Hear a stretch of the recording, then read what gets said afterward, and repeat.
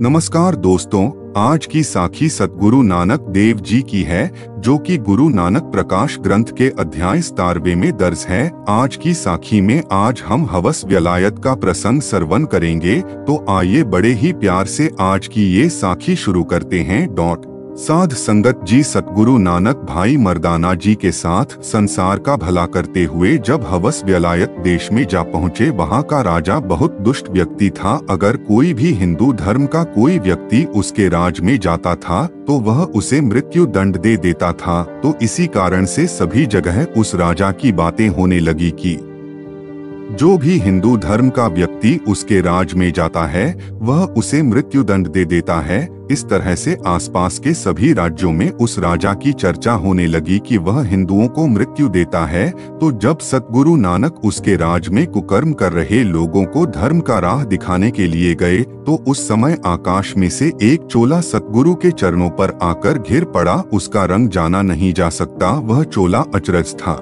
उसके ऊपर सभी प्रकार की भाषाएं लिखी हुई थी, हिंदवी, पारसी, अरबी और जो तुर्की अक्षर थे वह भी उस पर लिखे हुए थे, और संस्कृत के अक्षर भी उसके ऊपर लिखे हुए थे। वह चोला लेकर सतगुरु ने अपने गले में डाल लिया। उसका रंग कुदरती बहुत लुभायमान था। तो जिस नगर में राजा रहता था, सतगुरु उसी नगर में जाकर बैठ गए। सतगुरु नानक और भाई मर्दाना को देख वहाँ के लोग बहुत हैरान हुए। जब लोगों को पता चलने लगा तो सभी लोग भाग भाग कर सतगुरु को देखने आ रहे थे। तो उनमें से कुछ लोगों ने सारी खबर राजा तक भी पहुंचा दी, और वहां के नगरवासी राजा को जाकर कहने लगे कि हमारे नगर में एक दरवेश आया है। ऐसा दरवेश हमने ना कभी पहले देखा है और ना ही इस धरती पर होगा। जो कुरान के 30 सुपारे हैं वह चोले पर लिखे हुए हैं, और जो 5 प्रकार के अक्षर हैं वह भी बहुत सुंदर तरीके से लिखे हुए हैं। तो जब राजा ने ये सब बातें नगर वासियों से सुनी तो उसने अपने सभी वजीरों को बुला लिया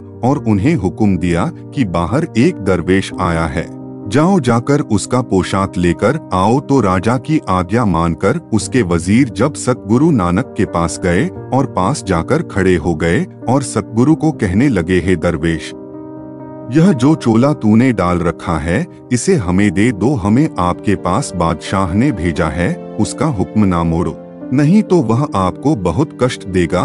तो यह सुनकर सतगुरु नानक ने कहा कि अगर आपसे यह चोला उतरता है तो इसे उतार लो। तो ये सुनकर वजीरों ने बहुत जोर लगाया, लेकिन वह चोला उनसे नहीं उतरा। तो ये देखकर वह सभी बहुत हैरान हुए और वापस राजा के पास चले गए और राजा को कहने लगे कि हमने बहुत कोशिश की लेकिन वह चोला उसके गले से नहीं उतरा। तो ये सुनकर राजा बहुत गुस्से में आ गया और उसने अपने वजीरों को कहा कि उसमें हिंदुओं के लक्षण हैं, अब जाओ जाकर उसे पानी में डूबा दो। तो राजा का हुक्म पाकर वजीर बहुत गुस्से में सतगुरु नानक के पास आए और सतगुरु नानक को पकड़कर नदी में फेंक दिया।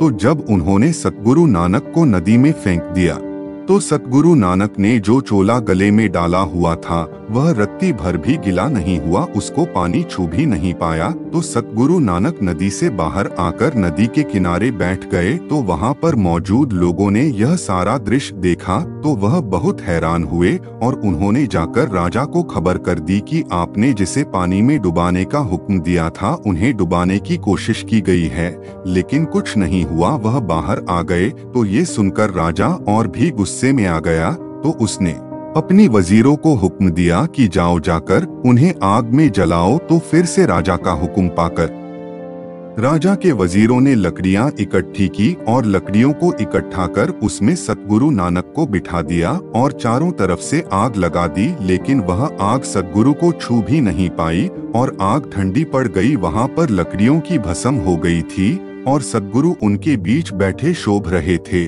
तो जब यह दृश्य उन वजीरों ने देखा वह और भी हैरान हुए और भागकर राजा के पास गए और सारी बात राजा को बताई। तो यह सुनकर राजा हैरान भी हुआ और वह और भी गुस्से में आ गया और कहने लगा, यह फकीर करामाती जापता है, इसको मेरे सामने हाजिर करो। उसके बाद इसे मृत्यु दो। तो जब राजा सतगुरु नानक के सामने आया तो उसने अपने वजीरों को फिर से हुक्म दिया कि इन पर भारी पत्थर डाल दो, जिसकी वजह से इनकी मृत्यु हो जाएगी। तो राजा का हुक्म पाकर वजीरों ने ऐसा ही किया। उन्होंने भारी पत्थर सतगुरु के ऊपर रख दिए और रखकर सभी अपने अपने काम चले गए। तो जब सुबह हुई तो वजीरों ने देखा कि सतगुरु पत्थरों के ऊपर विराजमान हैं। इनको तो कुछ भी नहीं हुआ। यह दृश्य देखकर सभी बहुत हैरान हुए और कहने लगे कि इस फकीर की गत जानी नहीं जा सकती। और बादशाह को जाकर सारी खबर बताई। तो जब राजा ने सारी बात सुनी तो राजा बहुत हैरान हुआ और कहने लगा, हे खुदा, यह क्या भेद है। तो जब राजा ने अपने समझदार मंत्रियों से इसके बारे में चर्चा की तो उन्होंने राजा को कहा कि वह खुदा का रूप है। आप उनके चरणों में पड़कर उनकी पूजा करें, क्योंकि इतनी करामातें किसी में नहीं हो सकती। और वह सभी राजा को कहने लगे कि आपने सभी तरीकों से उन्हें मारने की कोशिश की है, लेकिन आप उनका कुछ भी बिगाड़ नहीं सके। तो इसलिए अब आप दीन होकर उनके चरण पकड़ लें और अपनी भूल की क्षमा मांगे। तो करामात देख और अपने मंत्रियों के इस तरह के वचन सुनकर बादशाह डर के कारण कांप उठा और कहने लगा कि मैंने बहुत बड़ी गलती कर दी है। मैंने खुदा के रूप को कष्ट दिया है। अब मेरा सारा देश गर्क हो जाएगा। और यह सोचकर राजा बहुत सारे उपहार लेकर सतगुरु नानक के पास गया। जिस बादशाह का मन बहुत दुष्ट था, भय के कारण उसका मन दीन हो गया और सतगुरु के चरणों पर जा गिरा और कहने लगा कि मैंने बहुत बड़ी भूल कर दी है। कृपया आप मुझे बख्श दे। आप पीरों के पीर हो, आप ही खुदा हो, गुप्त हो, आपकी महिमा जानी नहीं जा सकती। मैं आप जी की रजा को अंदर धारण करूंगा और आज से कोई भी गलत काम नहीं करूंगा। मैं अनजाने में यह सब कर बैठा हूं। कृपया मुझे बख्श दे। अपने दिल का रोष खत्म करें और मेरे ऊपर कृपा का हाथ करें। तो दीनदयाल गुरुजी ने जब राजा को निम्रता से भरा हुआ देखा तो विशाल उपकार करने के लिए कहा।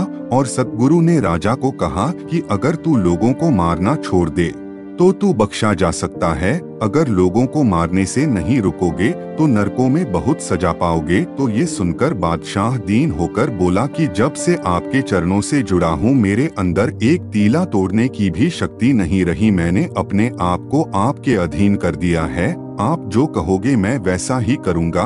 तो ये सुनकर सतगुरु नानक ने कहा कि अगर तुमने हमारी बात मानी है तो सुख देने वाले सच्चे नाम का सिमरन करो और लोगों का भला करो और अपने इस नगर में सभी लोगों को भोजन करवाने के लिए लंगर लगाओ, ताकि कोई भी भूखा ना रह जाए। जो भी तेरे इस नगर में आए उसकी सेवा करो, गरीबों को कपड़े दो और उनकी पालना करो और पाप कर्म करने छोड़ दो। तो गुरुजी के वचन मानकर राजा ने सभी काम किए और सच्चे नाम का सिमरन भी राजा करने लगा। उसने सतगुरु नानक को अपना पीर बना लिया और मुरीद होकर उनकी सेवा की।